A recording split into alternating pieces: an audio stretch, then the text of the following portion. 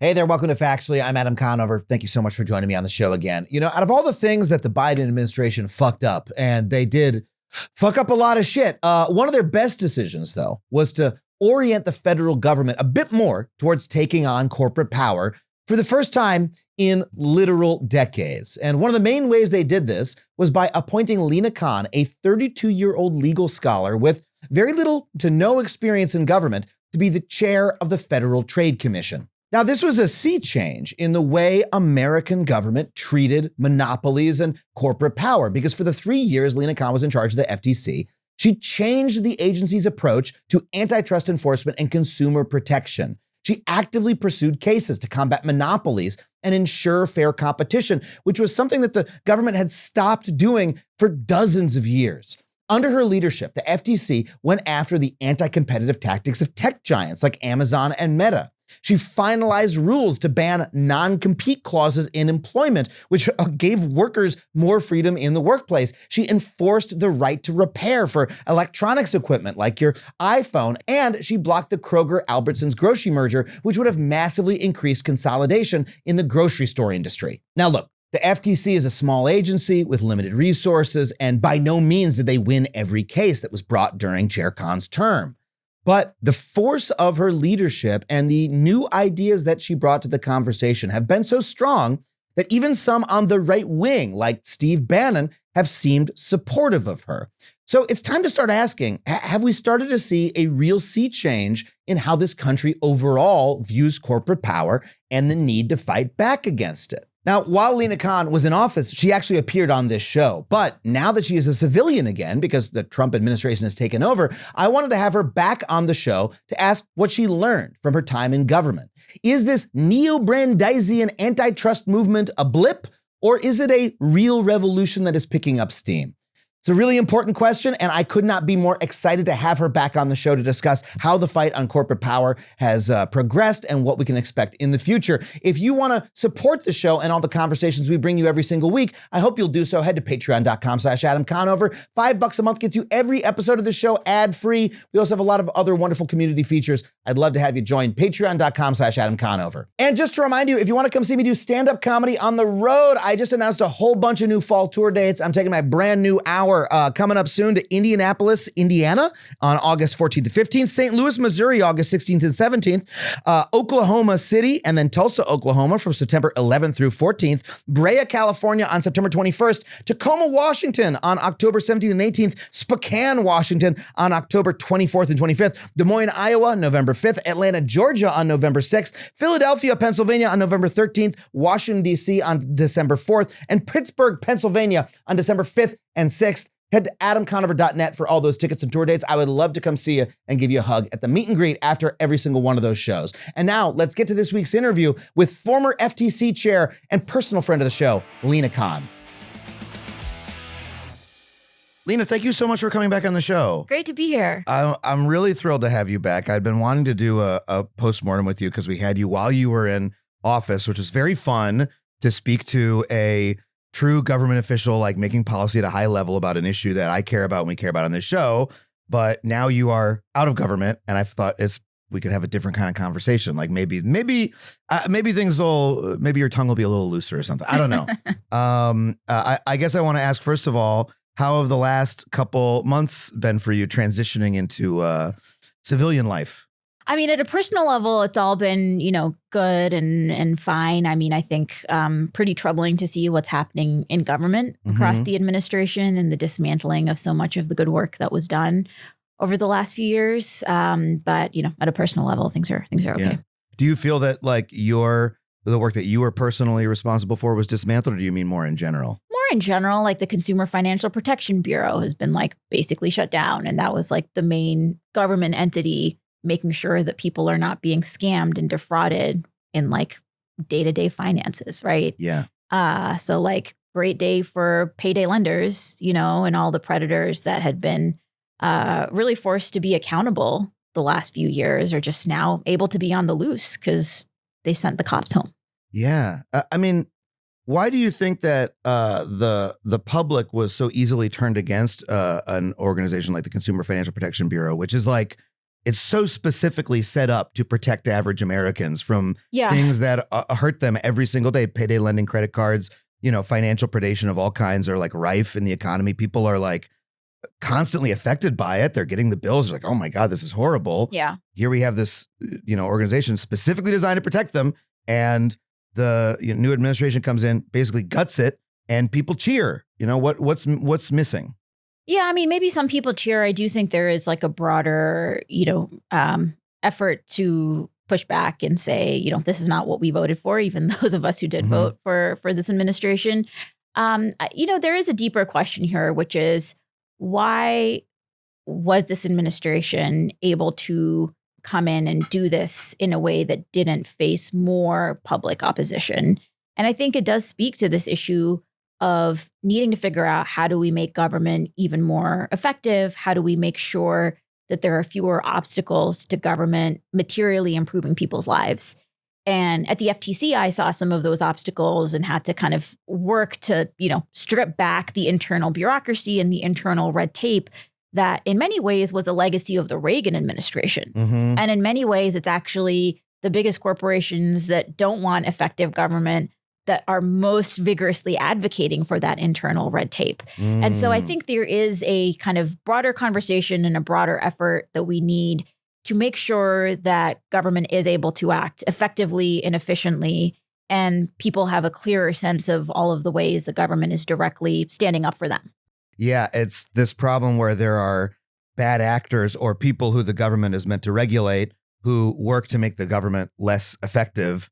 And then they point and say, look at how ineffective the government is. That's right. Let's just shut it down entirely. Yep. And so it becomes this sort of vicious cycle. Well, let's talk about your time at the FTC. I mean, you came in as a very prominent advocate for a new way of thinking about, monopoly power and antitrust enforcement. You wrote a famous paper that went viral. And then just a few years later, you found yourself running the department.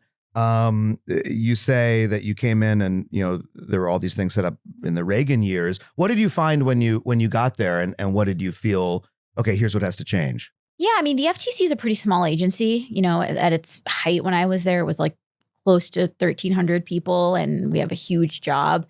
And it has, a lot of very public interest oriented career civil servants. I do think for several decades, the agency's ambition had been dimmed, and the biggest problems that people were facing in their day-to-day lives were not necessarily ones that the FTC was laser focused on. And I think that, again, was a legacy of the Reagan years, and this view that, the FTC has a much narrower, smaller job to do, rather than figuring out, why do we see so much corporate abuse, and how do we make sure that we're using all of our tools to take it on, even when it means standing up against some of the most powerful companies in our economy. And there had been this tendency sometimes to, bring the full force of the law when it came to scammers and fraudsters and bad actors, but relatively small ball players. But somehow when it came to, the subprime lending crisis, or for-profit schools, or the opioid crisis, the government had been MIA. And so it was a moment to kind of come in and say, this Reagan era legacy that has so clearly failed in countless ways to really help Americans and make sure people are able to live lives of dignity in our economy. How do we make sure we're fully using the tools that this agency created against the backdrop of the robber barons? Right? I mean, this is the agency that was created in 1914 after the Industrial Trust had come in, had kind of rolled up markets, and Congress created the FTC to stand up for people against that type of consolidated power. And so part of the effort was to make sure we were able to hearken back to that traditional role that the FTC had. And, it was a tremendous honor to get to be there. It was thrilling. And we had, a very, very active few years. How did the agency's, mission get dimmed? How does that happen when, the agency was, again, you say created to be very muscular and to really protect people? How does that change occur? Yeah, I mean, there were so many different components of it. There was an ideological revolution in the late 70s and early 80s, where the Reagan administration came in and said, instead of aggressively policing monopolies, why don't we see if monopolies actually make things better for people and take a real hands-off approach? It's like the EPA going like, what if smog is good though? Have we looked into it? And for things like consumer protection, there was a much, much narrower and thinner view of the FTC's authorities, where basically the FTC said, our only real role is going to be to make sure companies are not lying to you. But if they abuse you in other ways, that's for the market to fix. And so they really slimmed down just what the role of the agency was, which when we saw, the rise of big tech companies that were now abusing people's data, that outdated approach meant that really all the agency was doing was policing whether companies were adequately disclosing all the ways that they were abusing your data, as opposed to saying, maybe we should stop the data abuses. Mm-hmm. So, that was the legacy. And partly it was a creation of huge big business corporate pushback to the FTC in eras where it was assertive and was fully using all of its authorities. There was a period where there was an effort to actively defund the agency, to strip back its authority. And so there had been this kind of baggage of real fear that if we do too much, or if we act aggressively or assertively or vigorously, maybe that our powers will be taken away, maybe we'll be defunded. And I think those are all, of course, concerns you have to keep in mind as you're thinking about, the longevity of the institution. But I think you also need to weigh that against what happens when you're so focused on taking up as little space as possible, mm-hmm. that there's such a vacuum and people wonder, well, why do you exist in the first instance? Right. And embedded in the agency's DNA, if the FTC is doing its job right, it is going to be forced to go up against some of the most powerful, dominant firms in our economy. And those companies are going to have the resources to fight back. And so the agency has to make sure that it is creating countervailing power to that, right? The kind of mobilizing the public that it is standing up for. And so we basically had a kind of different game plan for how we were going to do things. And I think it really changed people's understanding about what the FTC is. Yeah. I mean, there was this interesting natural experiment of sorts where, a little after I got to the FTC, there was actually a question on Jeopardy about the FTC, and nobody got it. It was a triple stumper. And fast forward a few years, and I think all three contestants buzzed. And so there was another question a couple years later, about and they got it right. And they got it right. Wow. And it's just a tiny data point, but it's like, I think in the public consciousness, awareness of the fact that the Federal Trade Commission exists, its job is to stand up against corporate abuse and defend Americans against all of this corporate law breaking. I think that really changed. And that matters, right? That matters in terms of making sure that when there are efforts to strip away the agency's power or strip away its funding because big businesses are so upset, that there actually is a reservoir of public support to defend the agency. Yeah, because you are taking the difficult stances, and people say, "Oh, this is a brave agency," or "I've seen it do these things in the past," and you can sort of tell as certain agencies come under attack by the Trump administration. Sometimes you can tell which ones are popular, right? People love NASA. People do love PBS. It's not an agency, but it's connected to the government in smaller ways. Like building that public support's really important. How did you? I found your initial appointment really striking because it was such a sea change, right? It was looking at when the Biden administration came in. It was one of the areas where it was oh, they are looking to make a change here. I'm curious, how did those initial conversations happen? Were you coming in and saying, hey, here's what I would like to do. This is what I think the FTC should, the way in which the agency should change, or was it led by the administration, or, how do you make sure you have support for making those changes? Yeah, it's a good question. I mean, I give the administration a ton of credit in several areas of economic policy making in particular. They had the courage to break from decades of failed orthodoxy. Mm-hmm. That was on antitrust and anti-monopoly. It was on areas like industrial policy. where there was a recognition that this trickle-down approach, this assumptions that markets will more or less fix themselves, and the best thing for the government to do is just take a very hands-off posture, there was a recognition that that had catastrophically failed. And I think many of the lessons of the financial crisis and the aftermath of the financial crisis were really taken into account in how the administration responded to the pandemic, in how the administration announced that they were going to break from Robert Bork. I mean, the president signed an executive order where he said 40 years of Robert Bork have delivered higher prices, lower wages.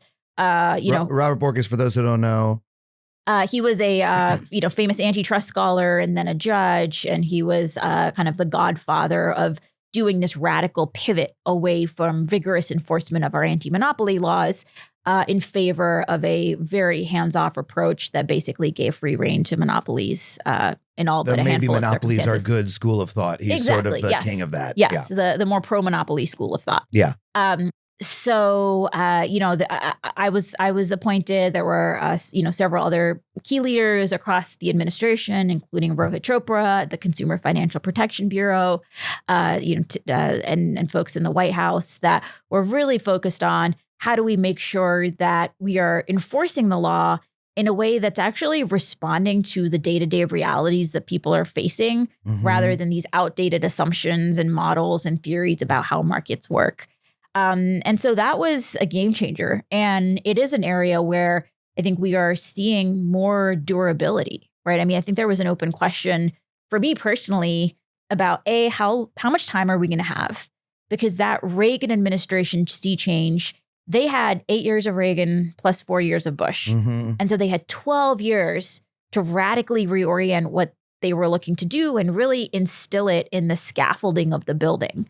So that once they left 12 years later, the new default way of doing things was what they wanted. Right. Clinton wasn't coming in and saying, we're going to go back to the old way. Probably, I assume that the Clinton administration was sort of like playing along with that new regime. Yeah, it was the new common wisdom of how to do things. And, votes at the FTC that were initially 3-2 votes, like very partisan votes in 1981, were now 5-0 votes by 1991. So it just showed how there was a total sea change in what people thought the right way to do things was. It's really a really clear example of how like an intellectual movement can have real world consequences, that Robert Bork and people like him advanced this new theory of how we should enforce antitrust and this new sort of economic theory of how to analyze monopolies.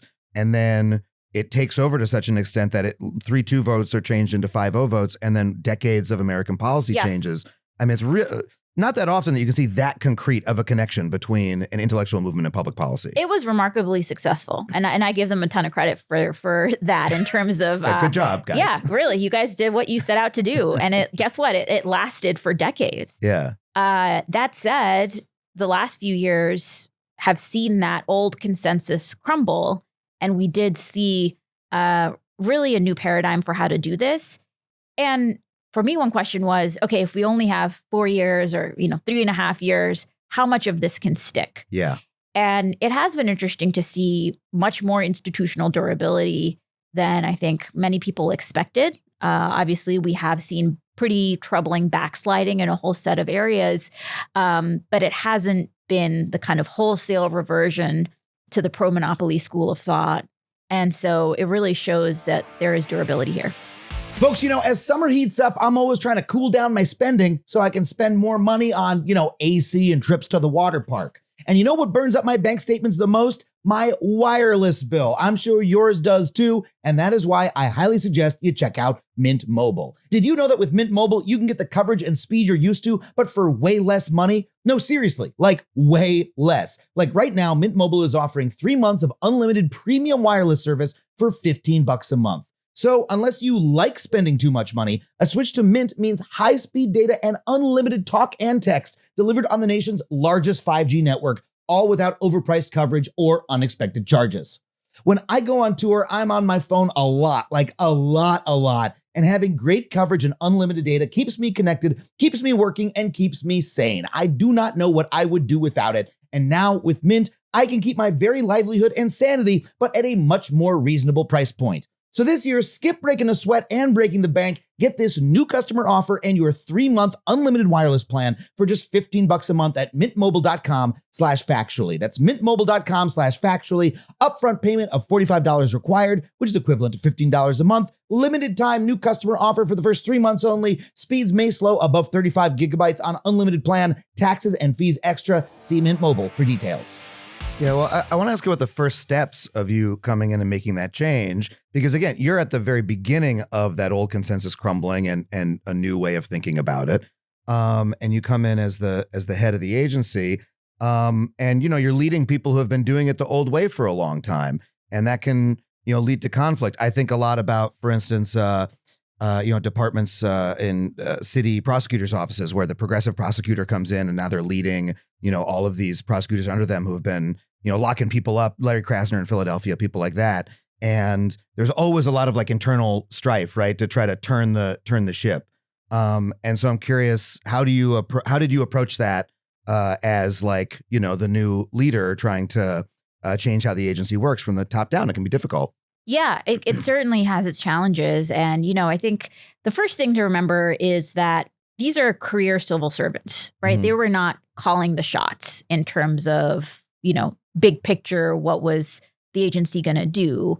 That was really the role of past FTC chairs and past political leaders. And so I think it was, first of all, really important to be able to show that there was a difference there, that you're not coming in and saying, the way you've been doing things for the last 30 years was a total disaster. Mm-hmm. And explain, why it is that you're looking to do things differently and practically what that means. And a lot of that comes down to communicating, what are the priorities? What are the goals? Why do you want to do it differently? And so it does, the institutional change management is a set of skills. And I was really fortunate to have, as part of my senior team, just people who are really skilled at that.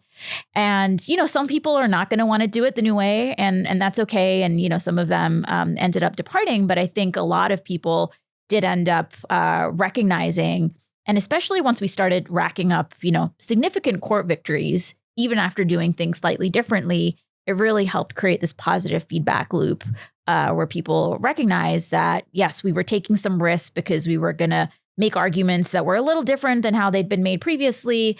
We were taking on kind of, formidable companies that had just millions of dollars to sink in opposition. But we won time and time again. And that was really thrilling. I also just want to ask personally, like you were very young to be appointed to the position. I remember looking and going, oh, you're younger than I am, which is like partially me getting older. You know what I mean? Like you have that feeling where now when I watch like a baseball team, I'm like older than all the players, and that wasn't the case 5 years ago. So it's partially that, right? But also I remember I was familiar with your work and I'd seen interviews and I saw that you were appointed, and I was like, I would feel so out of my depth, right, to be leading an agency like that at the age that I am. I would feel like I should be, a more eminent person. And so I'm just curious, like on a personal level, did you ever have like any vertigo about it, or was there an adjustment, or how do you carry yourself? Yeah, no, it was humbling. And I remember, we would be doing these meet and greets with staff at the agency, and people would share how long they'd been there. And there were people who had been there since before I was born. Yeah. And that was humbling. Yeah. And, I think things happened so quickly, and we had such an important mandate and realized we might not have a lot of time, that there wasn't, too much time to think about some of those issues. It was just like really try to hit the ground running. Yeah. And again, I think this is where, how you build your team really matters in terms of any particular leader has their set of strengths and their skills, but they're going to have blind spots. And so filling out your team so that other people can mitigate for whatever blind spots or, lack of certain strength you may have really matters. Yeah. When you were, writing your, that paper, the, Amazon's antitrust paradox, or just at that period of your career, was, taking the reins in government like an aspiration of yours, or was that something that you sort of, were sucked into? I mean, I loosely thought, maybe it would be neat to work in government at some point. But, I did not write that paper to become chair of the FTC. And if anything, writing that paper, at that point probably would have hurt my chances. So. I mean, I'm not sure that it did, but I'm always just interested in how, that moment where you realize you're becoming maybe a different sort of person than you expect. I remember the moment when I sort of had to inhabit, oh, wait, I'm going to be a television host. So I'm going to run a television show. And I previously had thought of myself as a comedy writer. And it was like this internal reorientation. And so I guess I'm curious if you just ever had a moment like that where you're like, oh, wait, this is what I'm doing. Oh, fuck, Right. I mean, I think just the speed of all of it meant that I had to suspend processing it to a certain degree because there was just like too much to do. But it's just, thrilling to see how much we were able to get done even in a relatively small number of years. Well, yeah. So let's talk about what you were actually able to get done. I mean, you took on a lot of big fights while you were there was a fair amount of press saying, oh, they're not winning that many. And yet you kept taking on more. Right. Just tell me about, how did you wade into those and which were some of the biggest that you took on? Yeah, I mean, we were really active in figuring out what are the biggest pain points in people's day-to-day lives. And I think, in the past, the agency had been criticized for kind of becoming focused on kind of more small ball areas and ignoring kind of the bigger areas. So we were extremely focused on digital markets just because so much of people's day-to-day lives is now being mediated by these tech giants. Yeah. We were very focused on healthcare markets. People are so dependent on healthcare and the fact that it is too often totally unaffordable. We're seeing declining access in swaths of the country. We're seeing the rise of private equity in healthcare. These were all problems that we focused on and took on. Just very concretely, people have been paying hundreds of dollars for asthma inhalers in the United States, even though people in other countries pay as little as $7 and inhalers have been around for decades. And so we decided to figure out why is this? And we found that some of the big pharma companies were listing patents for pieces of plastic on the inhaler, like the inhaler cap. Wow. Which has nothing to do with the actual drug ingredients and the like medical components of the inhaler. And we challenged that. And within a few months, 3 of the 4 big manufacturers announced that they were going to drop how much people pay out of pocket down from hundreds of dollars to just $35. Wow. And I've had people come up to me and say, I'm a lifelong asthma inhaler user and I've seen my costs go down. Wow. And that was because of the FTC. And it was just because you started to enforce it? Like they just announced after you started pushing at them, they were like, never mind, we'll just drop it. Yeah, I mean, we made clear that we thought we had the law on our side. And if, necessary, we would initiate lawsuits. But yeah, it ended up just resulting in much quicker action and quicker results. So the threat of enforcement, like they just buckled as soon as you began to pursue it. Yeah, I mean, it was pretty egregious. And, I was really thrilled we were able to do it, but also pretty struck by how many years people have been overpaying for this device that helps them breathe. Yeah. And just how many billions of dollars could have been saved for people. Yeah. And so, I wish we could have had more time to keep doing more of that. Yeah. But that was a big area of focus. We were very focused on these non-compete clauses, these contractual provisions that lock workers into place. So these started off in the boardroom, but they basically proliferated so that you have janitors and security guards and fast food workers and nurses and healthcare workers across the board that basically have a provision in their employment contract that says, once you leave this job, you cannot go work for a competitor or go start your own competing business for X number of years within, X hundred of miles. And practically that has meant for people that they are deprived from taking on better job options. So just to give a concrete example, we brought a case against a company that was including non-competes in contracts with security guards. These are people making minimum wage, close to minimum wage.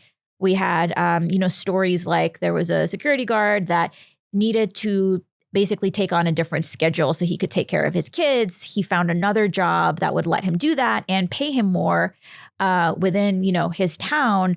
But the company said, no, he couldn't because of this non-compete. Why would the company, normally a non-compete is, hey, we don't want you taking our secrets. Apple doesn't want you to take their secrets to Microsoft or whatever the hell.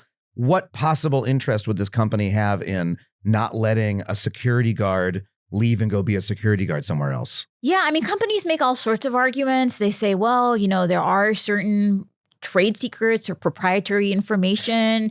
We invested in training the security guards, so we should be able to have them keep working here for a certain number of years or not have other companies get to free ride off of our investment. Yeah. Those are some of the arguments that get made. But what's been interesting is that different states over the last decade have been introducing more limits on non-competes. California was, the pioneer here. They've prohibited non-competes from being enforced for over a century. And that effort has meant that economists can now study and isolate what are the effects of non-competes. And they found that they reduce wages, they reduce, people's economic mobility, and they're bad for workers. But they're also bad for competition and for our economy as a whole. Because startups and new businesses, for example, sometimes are not able to hire the workers that are the best fit because they're stuck with a non-compete. And, we would hear stories even from scientists who say, I was not able to hire the best scientists that could have jumped in and led this, potentially world-changing research because the scientists were stuck with a non-compete, even though they wanted to come. We heard from businesses that were basically hit a ceiling in their ability to scale because of these non-competes. And so there are very real economic outcomes. There are very real innovation outcomes. And so we felt very confident in both enforcing the law against existing non-competes. We also passed a rule that would ban the vast majority of non-competes. That rule is currently tied up in litigation. Big business groups do not like that rule. So we'll see what ultimately happens there. But we've continued to see more momentum at the state level. Minnesota a couple of years ago passed a pretty sweeping ban on non-competes. New York has been considering it. So I'm hoping that the momentum will continue. So that's just, a small snapshot of what we did. We also passed. I just want to say it's not in addition to the economic effects, it's also just a really clear example of corporations having too much power over individual people's lives. Like when you're talking about corporate power generally, the idea that I can be told by an employer that I cannot leave their employment or I cannot go work for someone else is like, it really is just an abridgment of like your economic freedom in a really clear way. Absolutely. I mean, this goes to the heart of the question of, do people really enjoy meaningful economic liberty in this country? I mean, we got 26,000 comments from people all across the country. And, I read a lot of them, just some atrocious stories. I mean, we heard from a bartender in Florida who was being harassed at her job. So she found another job at a different restaurant and then got hit with a lawsuit for tens of thousands of dollars. Wow. And so she said, she had to choose, do I continue to subject myself to harassment at my job or risk a lawsuit? Yeah. And, there was a real sense of being fear. imprisoned in a way. Yeah. And just there was a kind of it allowed employers to abuse their power and to do it with impunity because they knew that workers were trapped or that they would really fear, for the financial ramifications if they left. And so these non-competes do really contribute to an environment of fear. They allow employers to get away with abusing their power. And it really shifts the framework, right? I mean, employers in a healthy competitive economy should have to compete for workers by seeing who can offer better wages, who can offer better benefits, who can offer kind of a better workplace. And these non-competes basically allow firms to get away with not having to compete on any of those dimensions. Yeah. And so it really does go to the heart of economic freedom. We saw actually some bipartisan agreement on this issue. I mean, we got some comments even from people who said, I didn't want to take the COVID vaccine because of, my religion and I believe in religious freedom. But this non-compete meant that I couldn't follow what my religion said. And so no matter what your political persuasion, I think there was a sense that these non-competes really impede people's own sense of autonomy and freedom. Yeah. I'm always struck by how much freedom is such an important word in American culture, especially when it comes to, economic issues. And yet our government and our culture seems to overlook so often when corporations are the ones that are like abridging that freedom, right? Like, you would think that the most, libertarian free market right wing person would be very in favor of anything that increases competition, right? Anything that increases the ability to move from one place to another or to start new businesses, et cetera. But the system that people like Reagan, ended up giving us is one that like allows these large corporations to abridge our freedom in these fundamental ways, right? To end competition, to have these non-compete clauses, in all these different parts of the economy. It's like this strange contradiction at the heart of capitalism ideologically, where it's like the results don't match what even the people who designed the system say that they want in this fundamental way. What do you make of that? I mean, a key question is freedom for whom, right? Is this freedom for corporations to get away with abusing their power, right? Is that the freedom we're going to privilege? This also goes back to the kind of roots of the anti-monopoly framework, where there was a recognition that real freedom requires certain checks and balances in our economic sphere, right? And in the same way that we have the Constitution, we have checks and balances that curb outsized power in our government sphere, that alone is not going to be enough to secure real freedom for people, right? Because if you have, freedom politically, but then in your economic life, your boss can get away with abusing you with impunity, with when your trading partner, the company you depend on to sell products to, they can cut your contract on a whim because you said something they didn't like, right? There are all these ways that we can see coercion in our economic sphere and in the commercial sphere that we also need safeguards against. And anti-monopoly and antitrust was viewed very much in that kind of semi-constitutional spirit. Yeah. Of this is fundamentally about people's freedom. And there was a recognition that, America had just overthrown a monarch. We're really going to then settle for being ruled by these autocrats of trade. Yeah. Right. That was the kind of language people were using. Yeah. And I remember learning about, Teddy Roosevelt, the trust buster, right? It's like a part of my school education of like, this is something that America used to go after very strongly, that we, it seems like we forgot about it. And it feels like you're picking up a sort of a long American tradition, and yet there was a huge amount of resistance to it. Yeah. I mean, I think the resistance came from a relatively small number of very powerful interests that have kind of outsized, they get outsized airways in terms of how much they get heard and their views get weighed. Yeah. But if you go out across the country and, pull people on the actions that the FTC took, they are overwhelmingly popular. Yeah. And so I think the reservoir of kind of public political support that we had for our work, I think helped bring into contrast just how small, relatively speaking, the opposition was. What else are you proud of from your time that you spent there? I mean, a lot of what we looked to do on the consumer protection space was just take on just these day-to-day indignities that can pile up, right? So we took on these junk fees, where if you're looking to buy something online, you'll see that, say, a concert ticket costs $55, but by the time you go to check out, it's suddenly $105, and you're paying $50 in convenience fees and service fees. You book a hotel. There was one cost that was advertised, but then when you show up, you're suddenly on the hook for, $50 in a resort fee, and it's not even a resort. So these types of fees that I think really make people feel that businesses are able to get away with a bait and switch. We were able to take on those practices and then finalized a rule that said that in live event ticketing and short-term lodging, companies can't do this. They have to be honest about what the price is. We brought actions taking on corporate landlords that were doing this, advertising one rent, and then people would sign the lease and realize they had to be on the hook for all of these additional fees.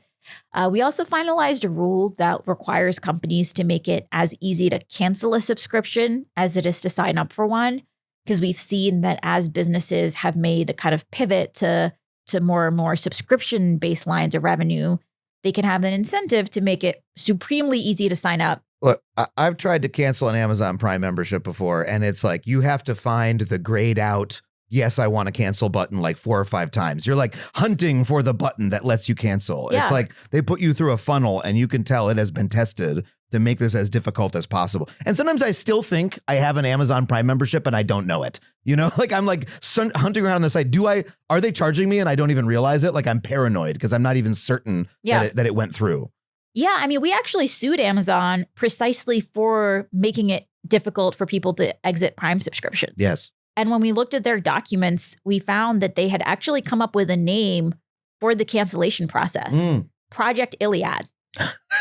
That's so intense. Yes. Project Iliad. It was Project Iliad was the kind of name for like the Iliad, like the Greek epic poem. Yes, exactly. Okay, about like a war against, like a war with the gods on your side. Yeah. So we sued Amazon for this. We sued Adobe that had also made it really difficult to cancel subscriptions. Right. People would call, be put on hold, kind of enter this doom loop of being passed from customer service rep to customer service rep. We would hear from so many people that sometimes their only recourse for canceling their subscription was to cancel their credit card. Wow. It was the only way to make it stop. Wow. So we took on that problem. There was a rule that was supposed to go into effect in May that would have required companies to make it as easy to cancel as it is to sign up. The new FTC, the 3 Republicans there, decided to just give companies more time to keep screwing consumers this way. And so it's now potentially going to come into effect in July. We also took on these practices by data brokers, these kind of shadowy entities that are collecting people's data and oftentimes making it very easy for others to access or buy it. This includes things like your personal health data, if you use kind of any health apps, your geolocation data, your browsing history. And in the past, the approach of the FTC and other enforcers had been to basically say that as long as companies are disclosing to you what they're doing, as long as they have these reams of pages of terms of services that say we can kind of do anything under the sun with your data. As long as you scroll by it on your login screen, they can do whatever they want. Yeah. And that basically we had this disclosure regime. We decided that wasn't sufficient to really protect people. And so we actually created some bright lines to say for certain categories of sensitive data, like health, like browsing, like geolocation, the default rule is that companies cannot just share that or make that accessible to third parties. And unless people are affirmatively giving permission for that, companies can't do that. So that was actually a pretty significant change that the advertising industry in particular took a lot of note of. We were very active on the consumer protection side. We took on some of the bait and switch tactics for when people are buying a car, when, people would... It's very stressful to buy a car. You're making one of the biggest purchases of your life for many people. You have like all of this paperwork. And similarly there, we heard so many complaints of how people would be shown one price, but then by the time they were checking out, they were suddenly being charged for nitrogen-filled tires, which are basically just regular air. Yeah. Or, regular gas, oil changes for an electric vehicle. Just all sorts of bogus charges that suddenly the onus was on people to have to kind of ferret out and police. Yeah. And I think this gets to a deeper issue, which is that I think for a lot of people, it can feel like you always have to be on guard in today's economy and always looking around the corner to say, am I about to get ripped off? Am I about to get scammed? Is this, some type of fraudulent transaction? And for so long, the approach of the government had basically been to put that burden on the individual. Yeah. To have to kind of figure out who are the predators out there, as opposed to just saying, no, predation is banned. Right. And if you try to prey on people, like, we're going to come after you and prevent that. Right. Because if you require the individual, you have to read the terms of service, you have to read the article in Consumer Reports about how to avoid the scam or whatever, then all that means that all the people who don't have time or don't have the ability to read those terms of service, maybe English isn't their first language and that's what the terms of service are written in, all those people are going to get preyed upon. Yeah. Right? Like there's always going to be people who do not have the wherewithal to protect themselves. And are you leaving those people defenseless or are you protecting them? I mean, isn't that the job of a government to defend the defenseless? Yes, I think so. Yeah. That rulemaking is so much of it is positive. I want to talk about some of the merger cases that you brought because you won some and you lost others. Some of the losses were quite public. The Microsoft Activision case was like really closely followed. I follow video games a lot. All of games media was like focused on this, and there was of course a lot of discussion all the way from the sort of consumer press to financial press about like, was this a good decision of a case to take on, et cetera. How do you think about your record at the end of, your time there, in terms of how many cases you won versus you didn't. And I assume you might feel that even the cases that you lost helped move the ball forward. Yeah, I mean, obviously, we only brought cases where we thought, there was something illegal happening. Yeah. And overall had I think around 95% win rate in our merger cases. Wow. There was a very intense kind of propaganda campaign to suggest, this FTC is always losing. But Yes. it was totally divorced from reality in terms of the numbers. You're right. We did lose the Microsoft Activision case and the Meta Within case. Microsoft Activision was really about trying to preserve a market that is open and competitive rather than this switch that the Microsoft Activision transaction marked to more of a walled garden approach, right? And we've seen time and time again that when you have competition and when you have platform agnostic producers of content, there are a very different set of dynamics in the market that lead to more options for people, that lead to more creativity, more channels to get to market. Right. I mean, we've seen this in media entertainment. Mm-hmm. And once you allow the kind of vertically integrated walled garden, it can be bad both for the creators as well as ultimately the consumers. And so that's what that case was ultimately about. Obviously, we did not prevail, though on the appeal, we were able to kind of, get some vindication about some of the arguments we had lost at the district level. So I wish we had won that. I think it's been interesting to see already a gap between some of the commitments that Microsoft had made and what's happening on the ground. Mm-hmm. There have been kind of a series of layoffs after them loudly touting about how great this would be for the workers. And so, of course, I wish we had won that. But overall, feel pretty great about our merger enforcement. Significantly, we sued and blocked the Kroger-Albertsons deal. Yes. Which would have been the largest grocery merger in U.S. history. Yes. Would have affected, hundreds of communities around the country, especially on the West Coast, the Southwest. Yeah. And this deal came after decades of grocery mergers, including one over close to a decade ago between Safeway and Albertsons, where those companies the FTC did allow to merge. They basically said, yeah, we realize that there are going to be, some reduction in competition, but why don't you sell some stores to this other third party and that will hopefully fix the problem? What ended up happening is that third party went bankrupt. Wow. And Safeway Albertsons were actually able to buy back some of those stores at a discount. Wow. And so it was a total failure. And, I went and did listening sessions around the country about the Kroger-Albertsons deal to figure out how do communities on the ground view this merger. And people still had scars from that experience. There were workers who had been laid off, who had lost their pensions. There were residents who said, there is still like a, closed sign on the block in my main street because of stores that were shut down and nobody ever took their place. And we actually saw some food deserts that emerged. So, this mistake, I think, of the government to allow this past merger to go through directly worsened people's lives, both in the form of higher grocery prices, fewer options, workers that were left worse off. And so when looking at the Kroger-Albertsons merger, we wanted to make sure we were learning from those mistakes and really taking a very close look. We found that these companies were vigorously competing. And for communities that had options for both Kroger and Albertsons, allowing these firms to merge would reduce that competition and mean that the company would be able to raise prices.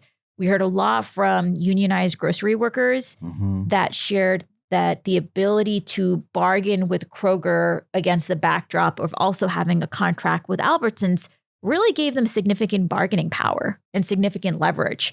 And if you allowed the firms to merge, the workers would be worse off. So we sued to block that deal along with a whole bunch of state attorneys general.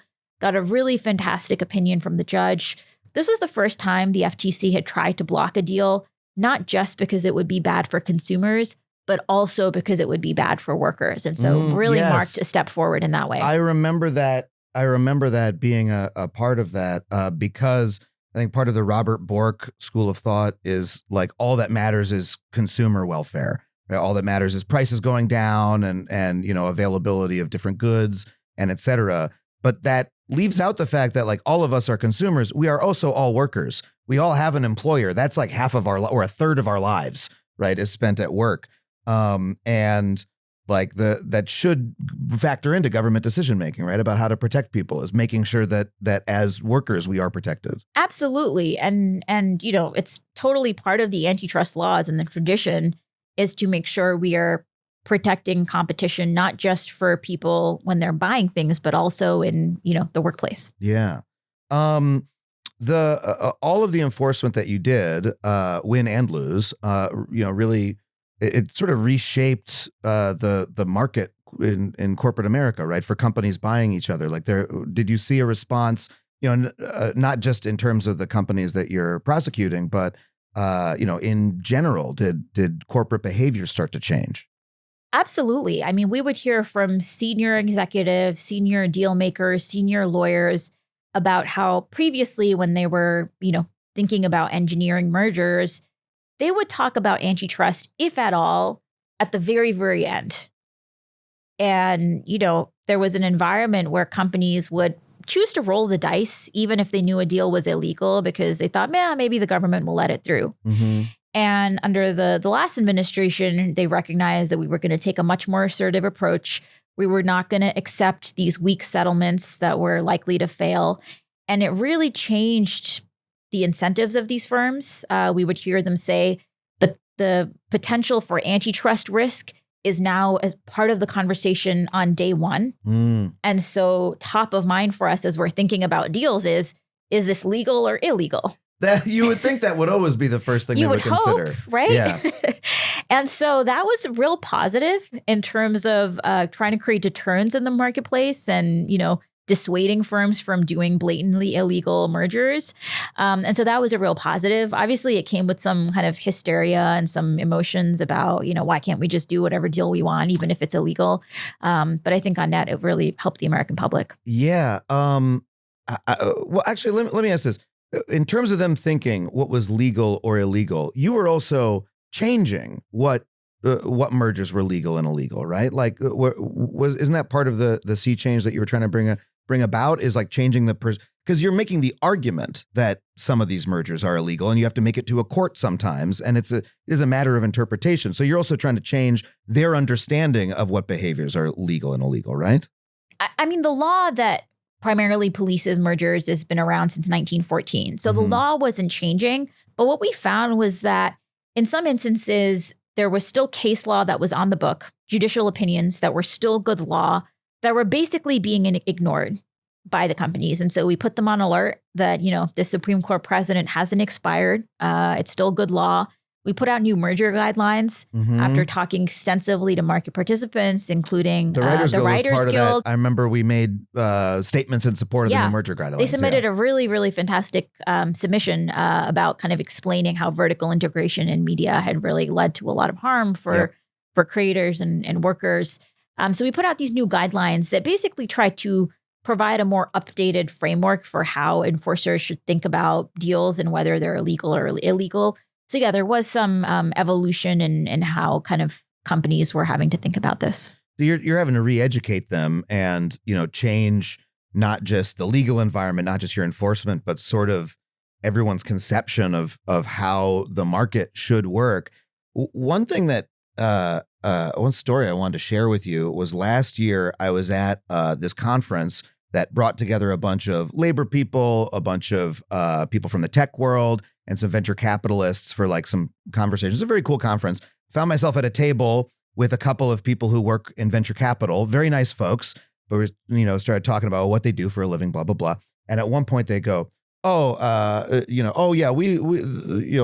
the Biden administration. Oh, except for Lina Khan. Oh, she has to be stopped because she's destroyed the M&A market. She's destroyed the merger market. And, now no one can exit their companies. These are people who work in startups. And I realized talking to them, their whole sort of business strategy, their entire lives are based on the idea that you build this company and then you sell it to someone else, right? You sell it to a large, there's no thought that you're going to run it independently for a while and make money off of it. You're just going to sell it to Microsoft or Google or whatever. And they were lamenting the fact that, the fact that you were enforcing, antitrust at all was making that more difficult. It was like you were, taking water from the well from them, and I said to them, well, I mean, mergers have like destroyed my industry, like that the mentality that you're talking about has completely destroyed where I work and everyone's out of work. And they were kind of like, oh, yeah, that's true.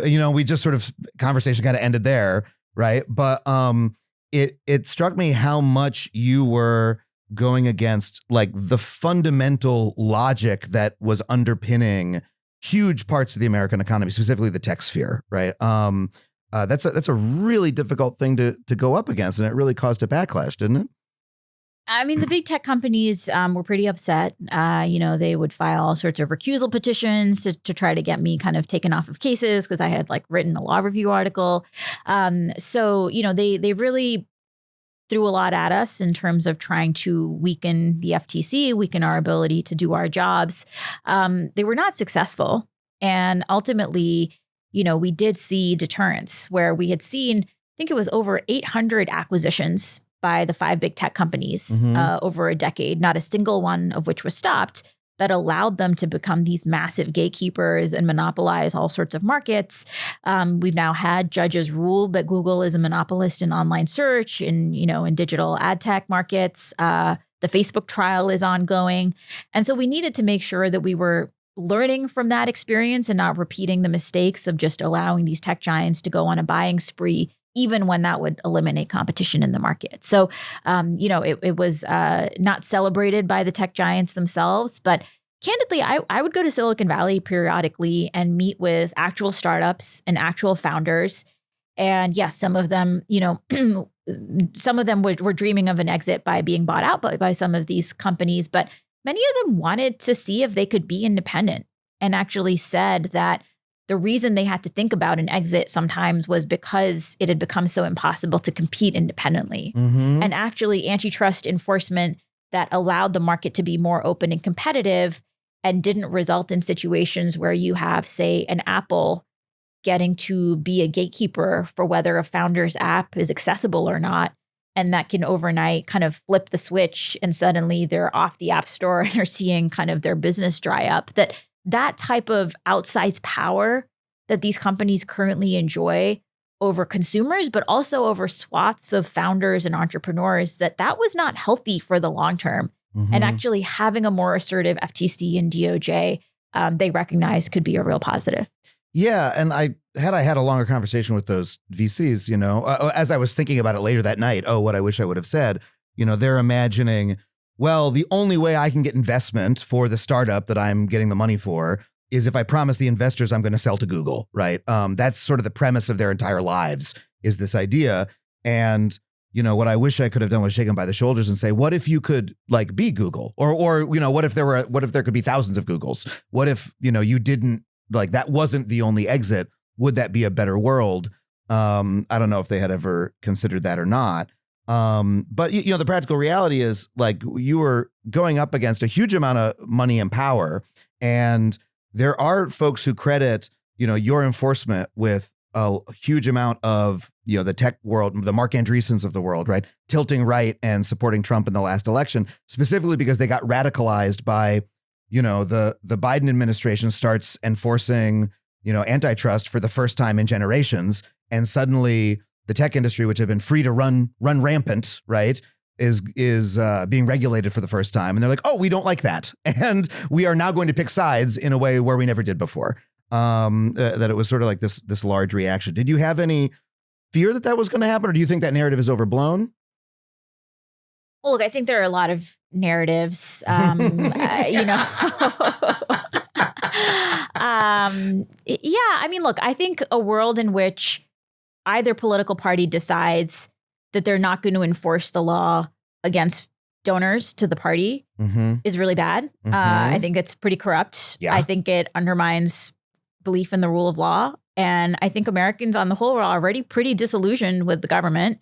They all too often think the government works great for the wealthy and the well-connected and not very well for everybody else. And so I came into the job, being very focused on enforcing the law without fear or favor and not thinking it was my job to go light on any individual or company because they had certain political connections. Good fucking answer. Like, honestly, to be like, your job is not to worry about those political consequences and to worry, oh, what's going to happen when, such and such a CEO gets mad and they're going to change their donations or whatever. It's to like enforce the law and protect people and like consequences be damned to a certain extent. Yeah. I mean, it's not like we're just like on a whim going after companies, right? These are like law enforcement decisions based on years of investigation, based on years of analysis. And if we find that powerful actors are abusing their power in ways that hurts Americans, it's our job to do something about it. Yeah. And that's what we did. Yeah. Well, despite the pushback, I mean, you've said that a lot of the changes you made have been durable to maybe a larger extent than you anticipated. How so? In ways big and small. I mean, they're continuing right now with some of the big cases, including the Facebook litigation, which, Mark Zuckerberg was at the White House trying to get that to settle. He was not really successful. thought he was going to get out of that by wearing a chain and working out and hanging out with Rogan and Barron and all that. He was like, if I just culturally bro out a little bit, they'll drop the case. That seemed to be his approach. Yeah, the rebrand was not successful in that sense. So, some of the big tech cases seem to be continuing, though, a worry that I continue to have is that the FTC is not going to be making decisions based on the facts and the law and are just going to be kind of one White House phone call away from pulling a case because of, say, a donation or, some connections.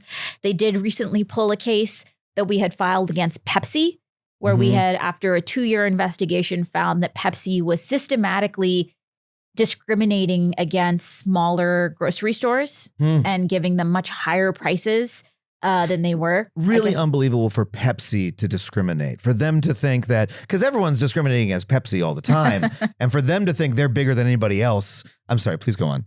No, I mean, it's something that actually, when I went out and traveled across the country, I would hear time and time again from independent grocers, is just how hard they would find it to compete. And they would go sometimes to a Walmart or a Costco, and they would see that the price on the shelves at those stores was lower than what they were even being offered at wholesale. Damn, like literally they can't buy it from Pepsi. Yes. They might as well just go to Costco and buy pallets of Pepsi there and then bring it to their store. It would be cheaper than buying it from Pepsi. Yeah, I mean, just the discrimination. And that's illegal. Yeah. And it's been illegal for close to a century. But the government stopped enforcing that law. And so now this type of discrimination has just been baked into business models and how corporate America functions. And so we revived that law. This is a lawsuit that the FTC pulled back on in a way that I think really abandons those independent grocers. So, it's a mixed bag so far. Some of the lawsuits are continuing. Some of the rules are continuing. The merger guidelines are still in place. But I think, there's also just some weaponization of law enforcement resources. Some of the investigations they are starting seem to be very focused on, potentially doing the bidding of Elon Musk against, say, advertisers that didn't want to advertise on his platform. So, I do worry about how they're spending their resources. That's sort of like twisted Elon argument of like, if you don't advertise on X, that's illegal. Like this, it's sort of a funhouse mirror version of an antitrust argument. Yeah, it's basically, trying to argue that there was some collusion.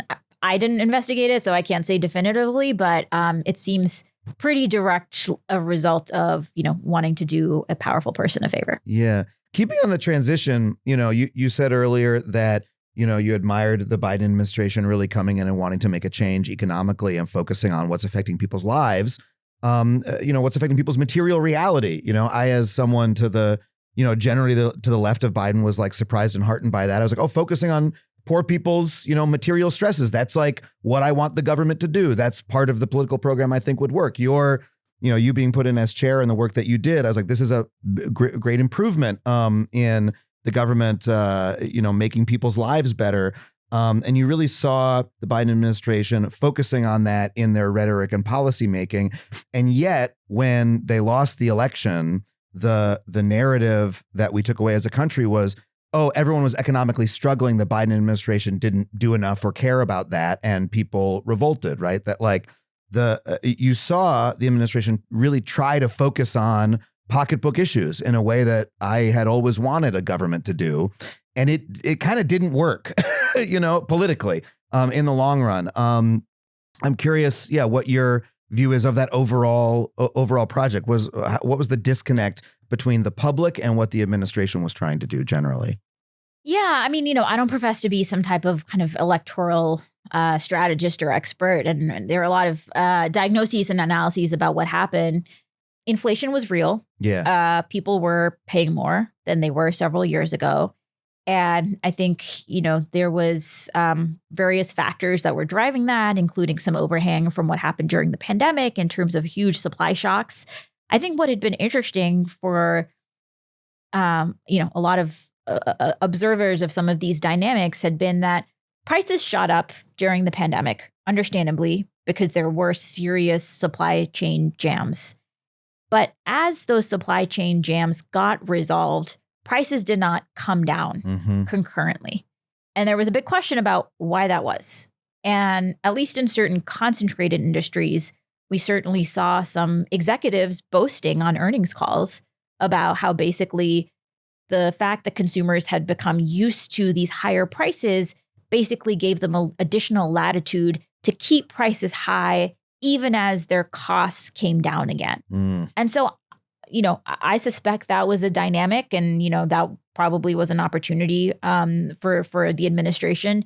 It's been interesting to see the Trump administration, more directly call out companies, even in pretty striking ways. I mean, there was, an effort to say, even if tariffs raise your cost, you better not pass those costs on to consumers. And so I think there, can be different levels of comfort and kind of how directly certain administrations are calling out businesses. Yeah, that's interesting. The Trump administration has specifically said, like, we will harass, we will go after you if you do this.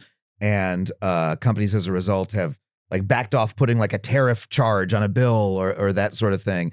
And that sort of bullying approach was not something that the Biden administration did, but maybe like a little bit more bravado would have been good, huh? Well, of course, we don't want the White House to be bullying anybody. And Right. I think that is a real danger we're seeing with this White House. Yeah.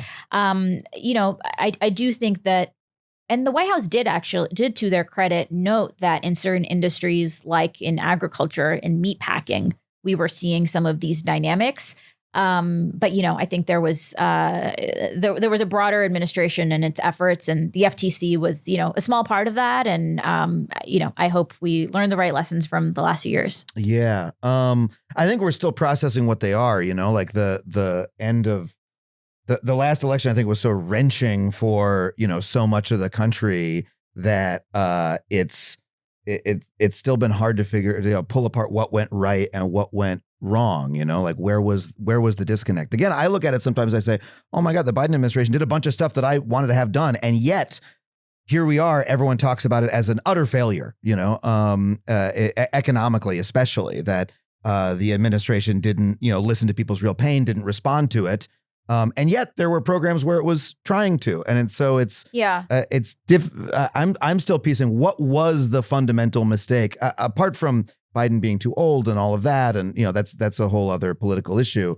But the administration was reaching for a sort of like populist helping the average American. And yet when the administration was not reelected, the narrative was they did not help the average American like that.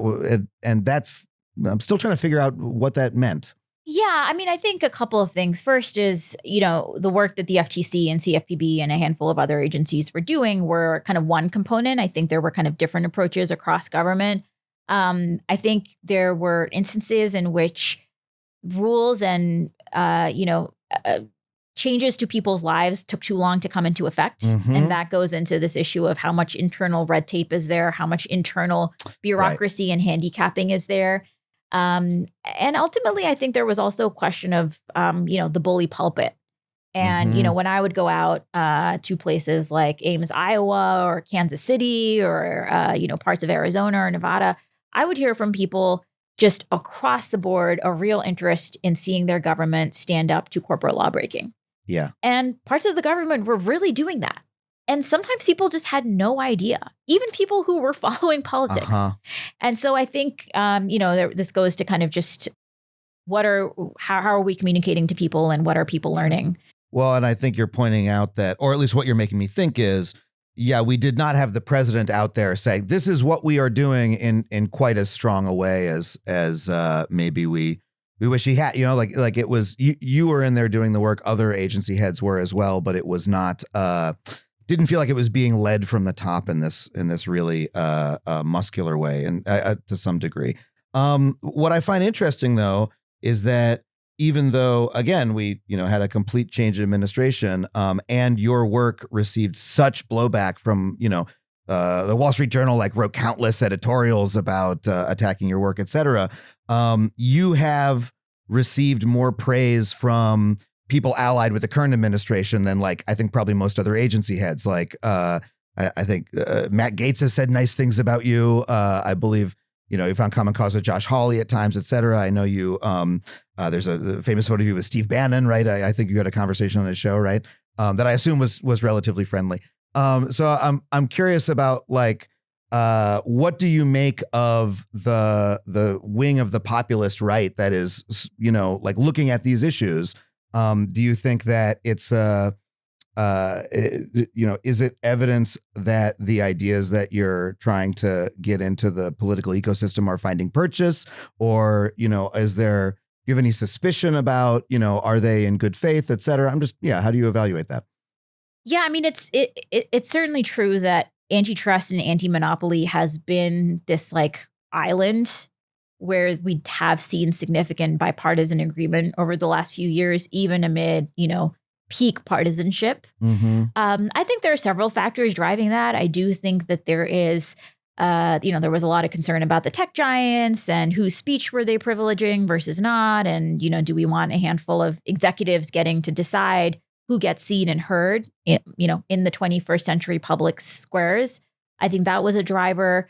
But more generally, there is a recognition that the libertarianism that for so long had been just the mainstream of the Republican Party has actually allowed forms of coercion and abuse that certain Republicans don't want to stand for. And there's a growing recognition, I think, especially in younger generations, that even though they've been very attuned to the way that state power can be used in abusive ways and to undermine people's freedom, if you totally ignore the role of monopolies, you will suddenly have the ability of private entities to also coerce and abuse in ways that should be pretty offensive to Republican values. Mm-hmm. And so there has been a growing recognition that coercion can come from private monopolies as well as the state. Yeah. At a kind of more fundamental philosophical level. What that ends up meaning for this administration, I think, is a big open question. Because to actually see that realignment succeed, you're going to need to have people in these positions that actually have courage to see through cases against powerful companies, even when those powerful companies are pushing back. And that's where I have a big question about whether we're going to see that level of courage and spine that will result in the follow through. We are seeing some real factional debate and fight in this administration between the kind of more oligarchy corporatist wing and more of the populists. And I think we're going to have to wait to see how that shakes out. Yeah, it's really fascinating. And it's an area that makes you think, it makes the realignment that's happening in American politics visible. Like this area, you watch, you're like, oh, there's something happening here that I don't quite know how to slot into my previous political categories. And that means there's evidence of a tectonic shift. And it's we don't really know how it's going to come out yet. One of the things that you said that made me think is, Democrats are often focused on corporate power and Republicans are focused on state power as a thing that they're concerned about. I feel like Republicans are usually concerned about state economic power. We don't like the government, telling us how to run our businesses, et cetera. But when they're focused on corporate power, they are more now, but they tend to be worried about social issues, about free speech or, values-based things like that. And the question is, are they going to be worried about corporate economic power? Are they going to get to that step? Because that's when you'll actually have a little bit of alignment between your movement and theirs in a bipartisan way. Yeah. Would you see a Republican FTC ever say, oh, no, hold on a second, this is anti-competitive in a way that hurts people we care about, and we're going to go after them and on economic grounds? That's right. I think that's the big question. That's really fascinating. Well, I don't know, maybe we'll have you back in a year and we'll talk about it. What are your, I think we covered a lot of ground here. What are your plans for the future? That's my main question. Like, you're out of government now. You're still quite young. You have a long career ahead of you. Like, how do you begin to, chart a way forward for yourself doing this work? Well, we built just a tremendous amount of momentum with all of this work, and we need to figure out, what is this broader movement now need in these coming years. And there are lots of different components of that. There needs to be more research and policy work. I think there's a lot of interest in DC and members of Congress about what does it look like to do politics around anti-monopoly. One thing that's of interest to me is, what does the next generation look like in terms of being able to hit the ground running if there is another opportunity to govern? I get dozens of emails weekly from college students, law students, high school students, people saying, I'm doing my high school project on Ida Tarbell and I learned about the FTC and I want to be a trust buster, and how do I do that? And so I'm really interested in, how do we nourish that interest and direct it? I think there could be, somewhat of a standing army in waiting in terms of people who really want to be able to serve the public and use the levers of government to make sure we have a more fair economy and corporate lawmakers aren't able to get away with it. And do you see that fight as something that can, continue despite the change in administration? Because, when Trump won, I really felt, oh my God, I really care about antitrust, right? And oh no, this sea change that was happening is going to be interrupted. Is it something that you think can continue even while out of power? I mean, I think a lot of the momentum is shifting to the state and local level. And we are seeing states, pass bans on private equity being able to enter medicine freely. We just had Arkansas recently pass a bill that would limit the ability of pharmacy benefit managers to have their own local pharmacies.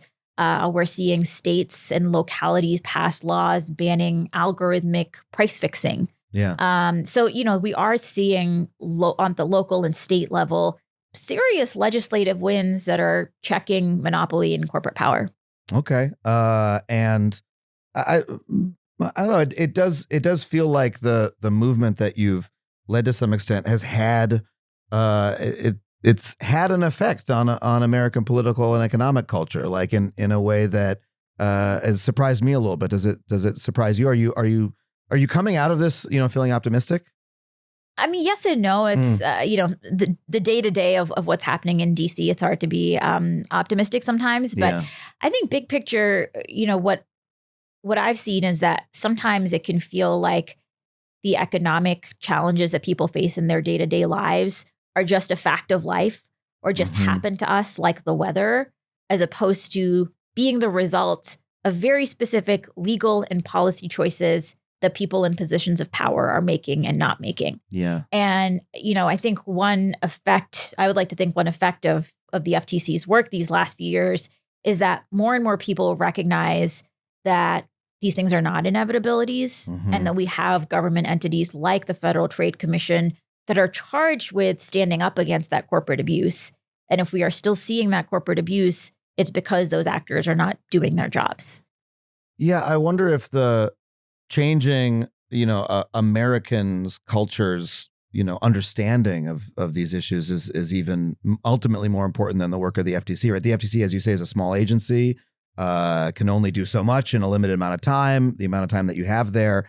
But raising people's consciousness about, hey, this is not a fact of life. It's something that's been done to you that you can be a part of changing, that you have power in, ultimately, that's how we lead to more durable change, right? Yeah. And I mean, I think especially with the case of antitrust and anti-monopoly, it's not just that, it doesn't have to be this way, but a lot of this was illegal 50 years ago. And then we stopped enforcing the law. Yes. Right. So the kind of path to change is actually in some ways should be even easier. Yeah. Well, I'm really heartened by the fact that you're still on it. You could really be forgiven for saying, hey, I spent my time on this particular topic. Now I'm going to go write a novel or whatever.